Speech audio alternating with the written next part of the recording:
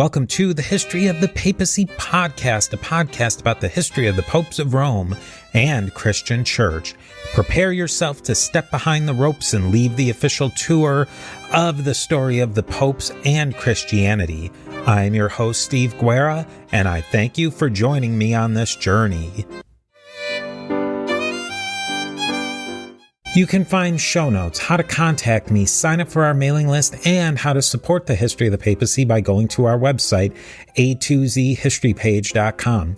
Two great ways to support the History of the Papacy are leaving your ratings and reviews on Apple Podcasts or your podcatcher of choice. And another really great way to support the History of the Papacy is by going and joining us on Patreon at patreon.com/History of the Papacy. Your support on Patreon goes a long way to help keep the History of the Papacy sustainable for a long time in the future.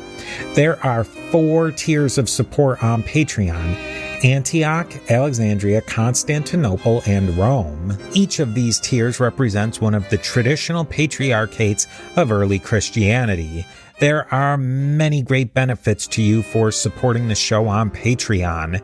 You will receive early and advertisement-free content, bonus episodes, monthly book drawings, and most importantly, you will be included on the History of the Papacy diptychs.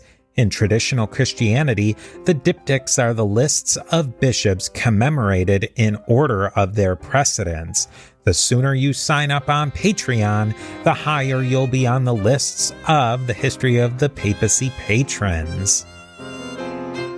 Now let us commemorate the Patreon patrons on the History of the Papacy diptychs. We have Roberto, Yoren, William B., Brian, Jeffrey, Christina, John, Sarah, William H., and Judy at the Alexandria level. We have Doppo, Paul, Justin, Lana, John, Steve, and Sean, all of whom are magnificent at the Constantinople level and reaching that ultimate power and prestige, that of the See of Rome. We have Peter the Great, Alex the Great, Amma the Great, Frederick the Great, and Jeffrey the Great. And with that, here is the next piece of the mosaic of the history of the popes of Rome and Christian Church. Welcome back to the History of the Papacy podcast as we continue our journey through the history, politics, theology, and drama of the Catholic Church and popes during the tumultuous 19th century. I've called this series the end of the Middle Ages, and in many ways it was the end of the Middle Ages for both the papacy and the Catholic Church as an institution, and you could say in a way for the country of Italy or for the Italian peninsula. A few episodes back, we had a series with Storia di Italia podcaster Marco Capelli about the Risorgimento, or Italian unification. Marco gave us the story of the Risorgimento up to about the 1860s, but the story continued well after that. The rest of the story of the Risorgimento really needs to be fleshed out because it gives us so much to chew on for the rest of Pius IX's papacy and what you might call the fallout of the end of the Middle Ages papacy. In this mini-series, inside of a series about the end of the Middle Ages papacy, I'm joined by Joseph Pascone, host of the Turning Tides podcast, to give you the rest of the story on the Risorgimento and the messy process of not only creating Italy, but also creating Italians. Each episode of this series stands well by itself, but they work best if you listen to them all together. Between this series with Joseph and the earlier series with Marco, you will get a great perspective on how the Risorgimento and Church work together and at odds for most of the 1800s. I highly encourage you to go and listen to the Turning Tides podcast. You can find it on all the usual places you can find podcasts and also on social media. You can find the podcast on YouTube, Instagram, and Facebook at The Turning Tides Podcast and on Twitter at Turning Tides Pod. I will also include links to all of that in the show notes. So I hope you enjoy, and I'll talk to you soon. Welcome to a very special collaboration between the History of the Papacy and Turning Tides podcast. I am very excited to be talking with Joseph Pascone of the Turning Tides podcast to talk about the Italian unification. We've talked about the Italian unification at different points along the way in the history of the papacy, but today Joe is going to lead us through the many incredibly interesting details and the points of contention in the Italian unification. And we'll talk about the reasons for the unification, the difficulty of the process, the conflict with the papacy and the church, along with how Italy was ultimately united. Thank you so much, Joe, for joining us. Do you like Joe, Joseph? Do you prefer? Whatever. Yeah, whichever you'd prefer is fine. Thank you so much for having me. Oh, it's really my pleasure, and I can't wait to dig into this. Oh, yeah. It's a super interesting part of history that no one really brings up.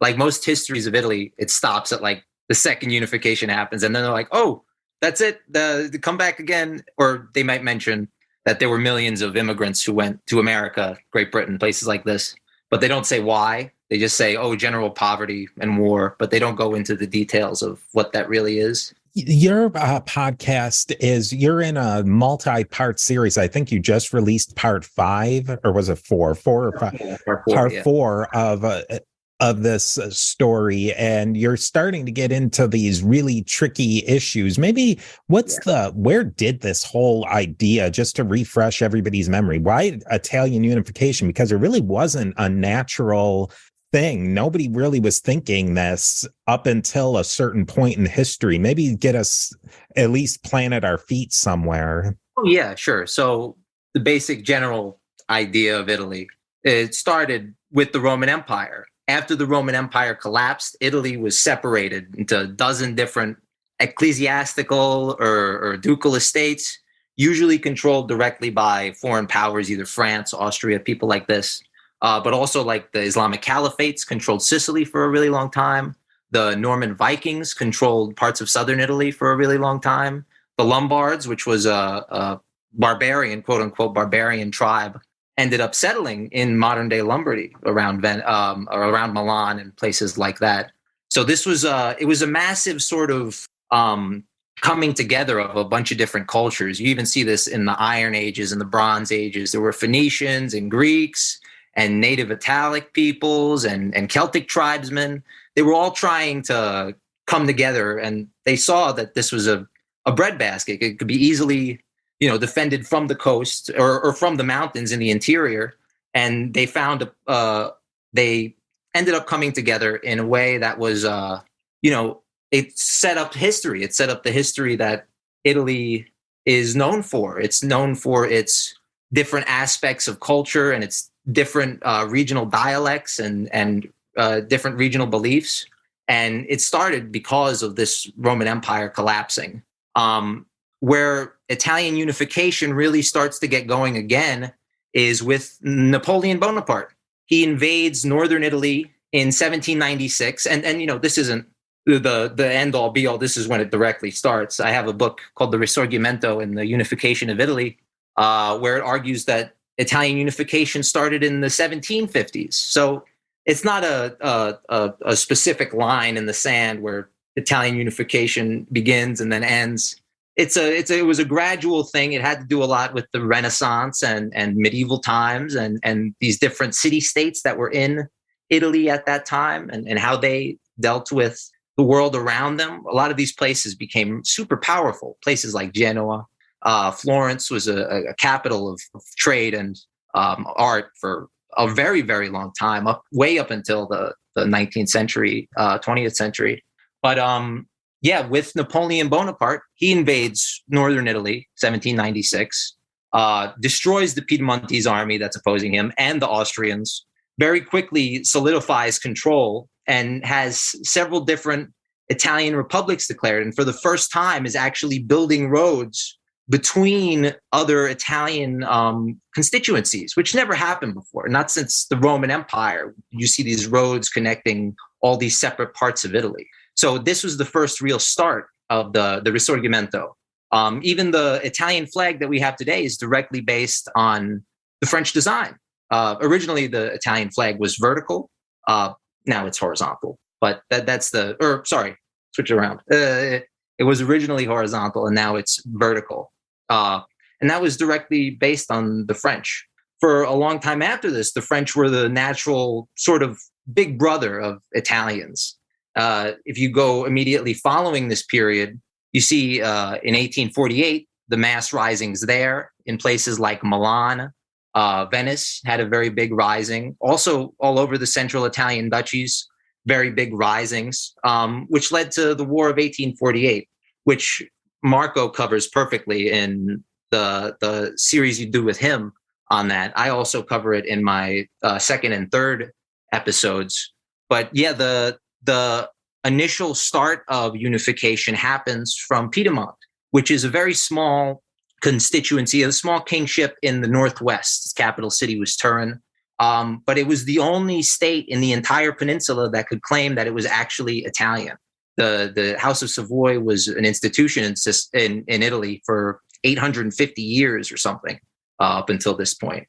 So they had the political and the prestigious cred to be able to advance their aims. And King Charles Albert was the first one to declare war against Austria in support of the uprising in Milan.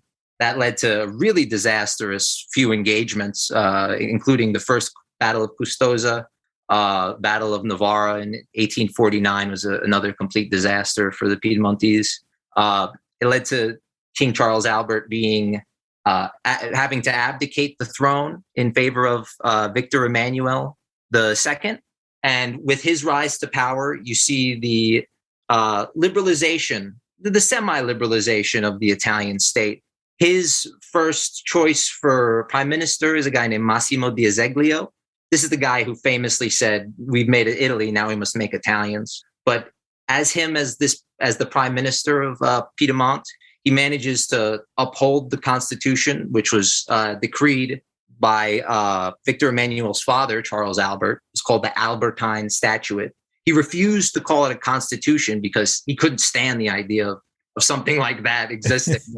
He was like, no, it's a statute. And if you look at this was the law of the land, even past unification up until 1929. I mean, if the fascists are able to work with a constitution, it must not be too good of a constitution. It was a very conservative document. Even the Austrians following the war, they looked at it, they said, oh, okay, so it's basically, you have the same powers, basically. Usually a constitution, it defends the people's rights to, self-expression, freedom of religion, press, etc. This defended the royal right to, make appointments, control foreign policy. This was the kind of document it was. Steve here. We are a member of the Parthenon Podcast Network, featuring great shows like Scott Rank's History Unplugged podcast and other great podcasts. Go to parthenonpodcast.com to learn more. And here is a quick word from our sponsors.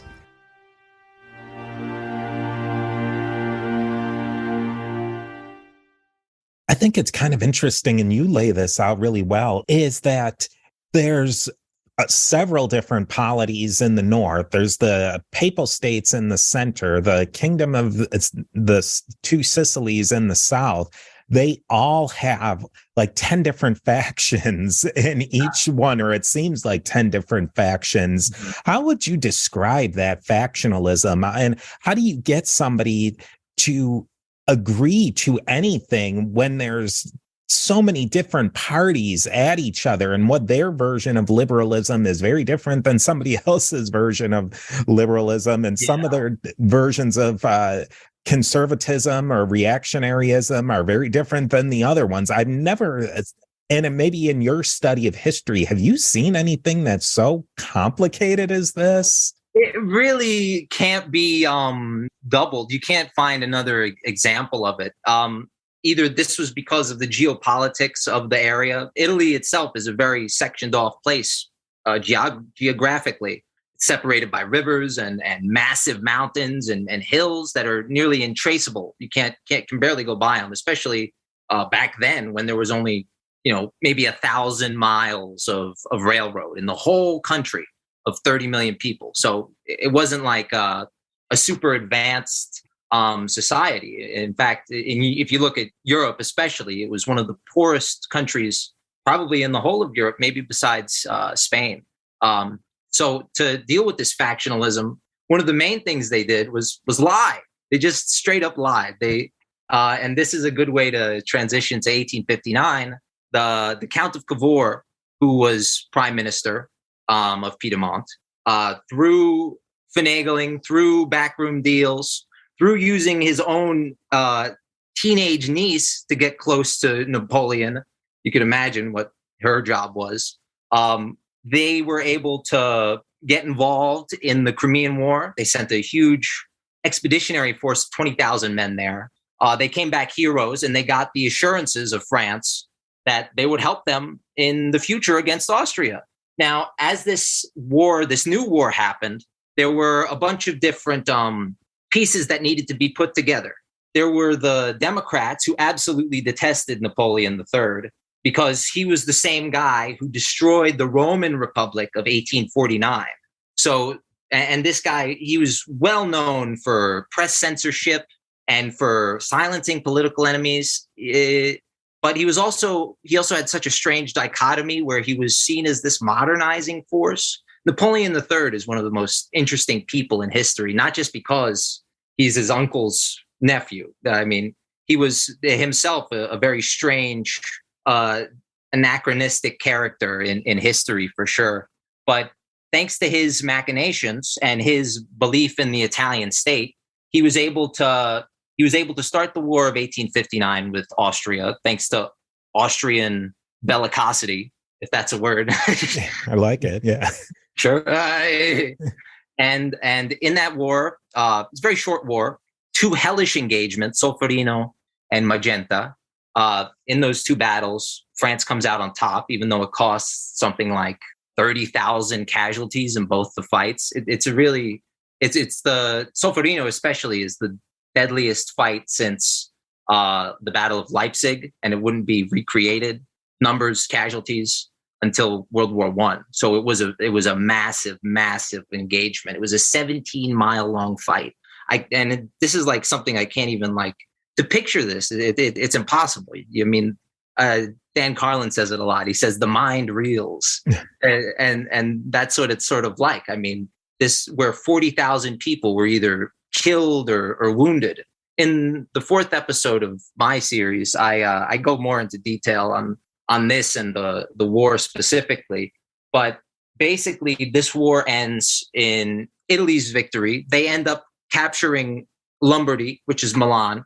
But Napoleon III sets up a peace agreement without the knowledge of Piedmont or basically their allies. So through this peace, the Peace of Villafranca, they recognized Lombardy as a part of Italy, or a part of North Italy, because back then there was still North Italy, and then the duchies, and then the Papal States, and the 2 Sicilies. It was a big, giant cluster bomb of political entities and different ideals. And what Cavour's plan is he can't invade directly the 2 Sicilies. 2 Sicilies has by far the largest army in the entire Italian peninsula. They could call on a standing army of 100,000 men. Now, these 100,000 men were only used really to police their own citizens, because the 2 Sicilies was well known for their political backwardness, I guess is the best way to put it. They were a supremely authoritarian state. They had something like 20,000 political prisoners in their dungeons in the middle of the Mediterranean. It was, and these were political prisoners who said, "Oh, you probably shouldn't, murder your own people in the streets." This is what they were going to jail for. So this was a huge problem. I mean, the kingdom of the 2 Sicilies was a backward place, but from this backwardness, there came like a paternal almost feeling from the peasants toward their king or their leaders. You see this especially on the border with the Papal States and the 2 Sicilies. a very large border. They hold a lot of the same beliefs, especially then around 1860. And basically, what Cavour does, he sends a volunteer. He sends a volunteer force secretly under Garibaldi, Giuseppe Garibaldi, who talked about a lot in the last series. He's a huge figure in this also. He defeats the Kingdom of the Two Sicilies in Sicily. Then he goes to the mainland. He defeats them at the Battle of Volturno. But the Battle of Volturno is such a big catastrophe for both sides that Garibaldi can't continue his conquest of the rest of the peninsula.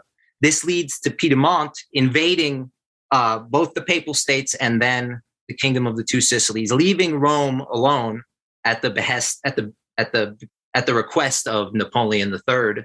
And for the first time since 1500 years prior, there was a single Italian nation. Now, this is where a lot of the storybooks end. This is the end of the Risorgimento. Really, it wasn't. I mean, still to this day, there are still people who question what Italy really is, or what the function of the Italian nation is supposed to be for. But then started the Brigandaccio. In the Brigandaccio, or the Brigand War, there's a lot of falseness about this whole conflict. A lot of it is either through just ignorance, or it's a genuine like attempt by the powers that be to sort of make this whole scenario seem like nothing but a big like conspiracy by the Pope and the Bourbons. This was really a class rising. This was the lowest of the lowest class of the two Sicilies, rebelling against the Italian nation because a lot of the same rights that they enjoyed under the Bourbon leadership, they didn't enjoy anymore. I'll give you an example. In the two Sicilies, the king technically owned the peasantry. They were his more or less slaves.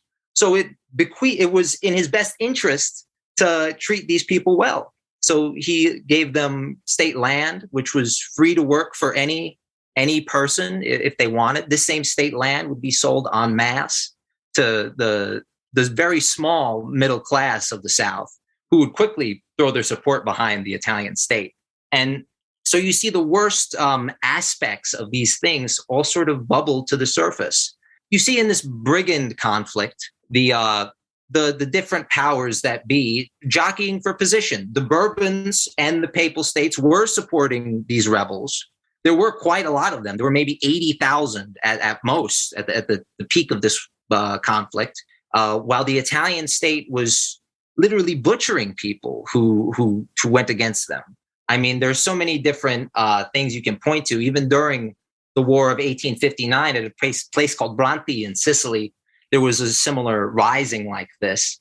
And one of Garibaldi's lieutenants, Nino Bixio, he went there. He quickly quelled it. He shot 5 people who were given an hour to present a defense.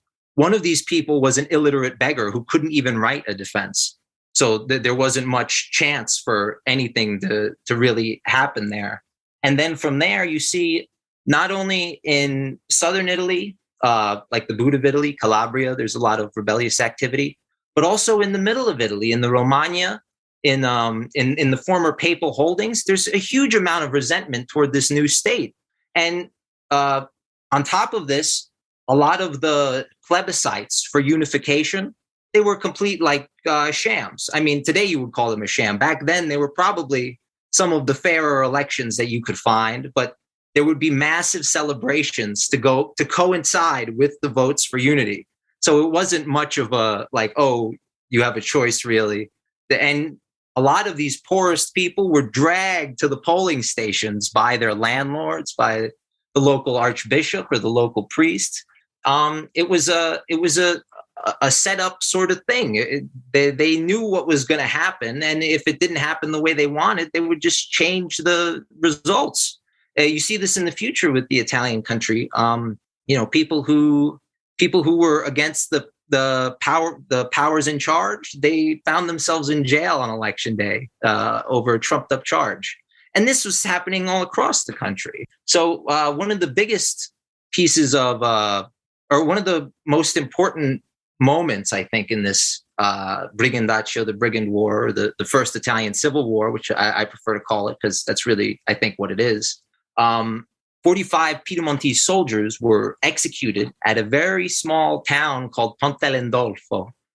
You can look this up. Pontelendolfo, to this day, it's not recovered from what happens. So when General Chialdini figures out that his men were executed by this town with the help of these rebels, he gives the order that not a stone on a stone should remain standing. So that means complete annihilation. This is an ancient Roman order that was only used for the worst of Rome's enemies. I mean, this was the order given against Carthage and against some Gallic tribes, and for example. So Chialdini sends 500 of the elite men of Italy's army, the bersaglieri, or the sharpshooters, to this town, and they annihilate the entire population.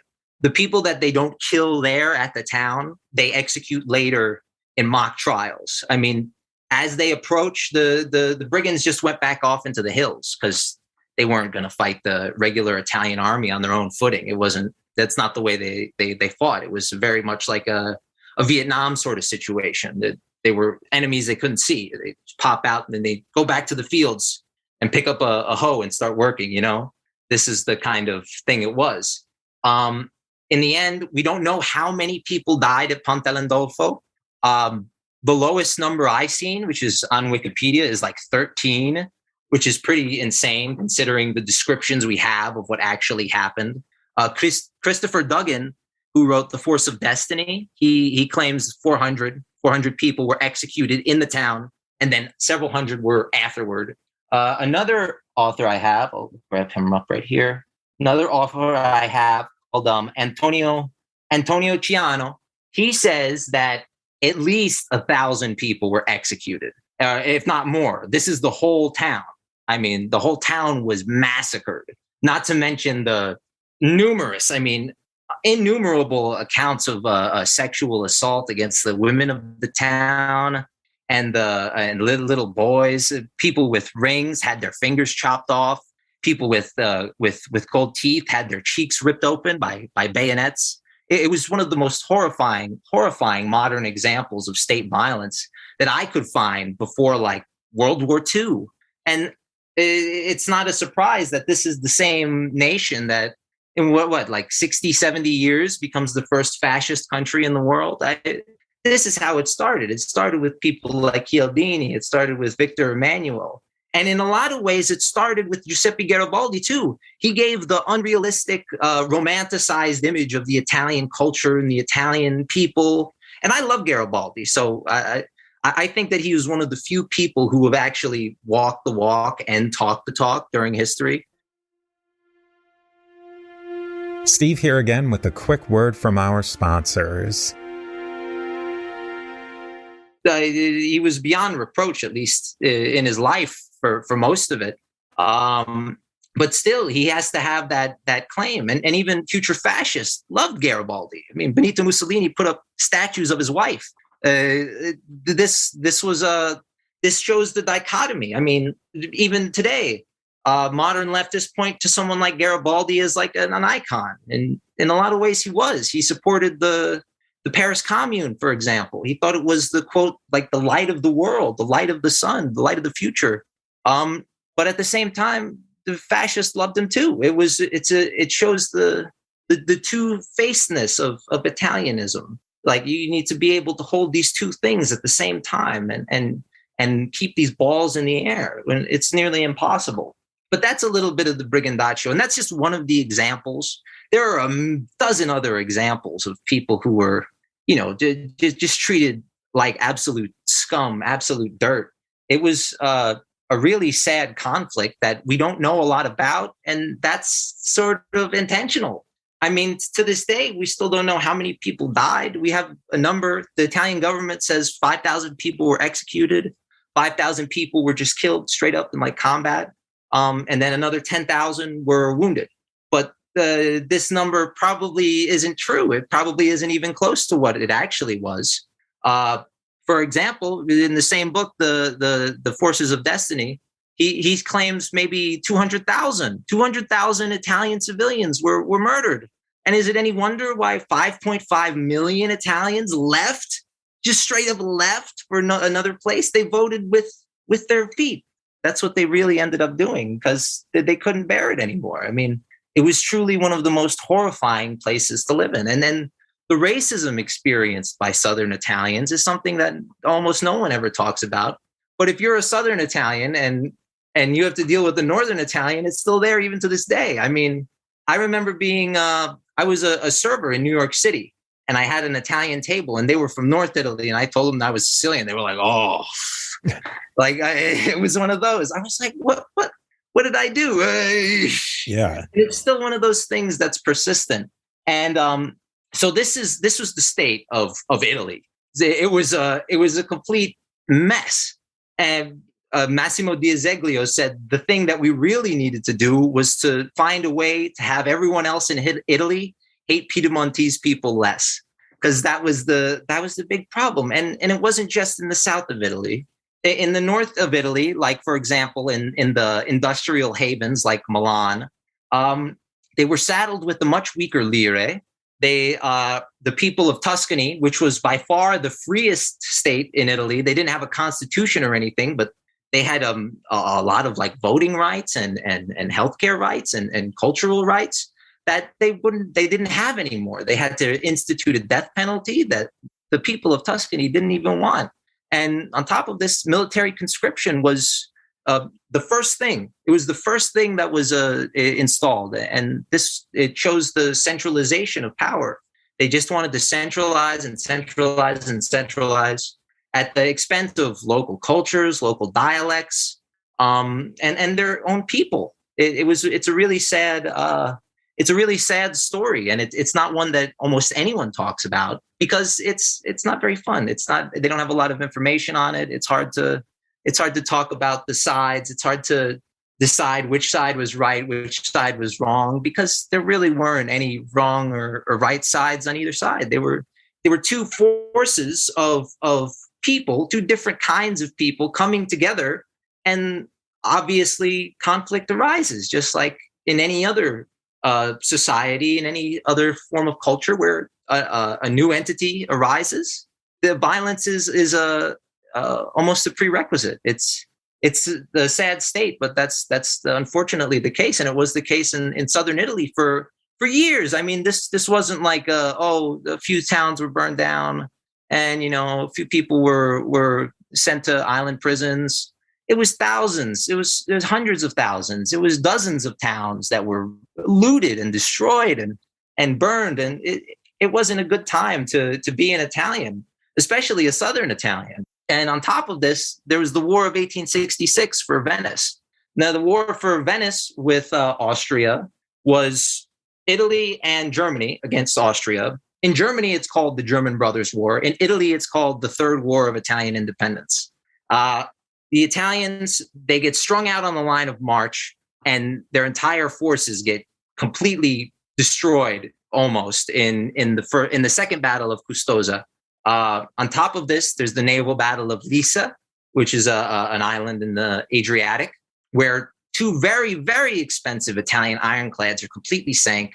The Admiral Persano, he's completely removed from command. Same thing with the chief of the army, La Marmora.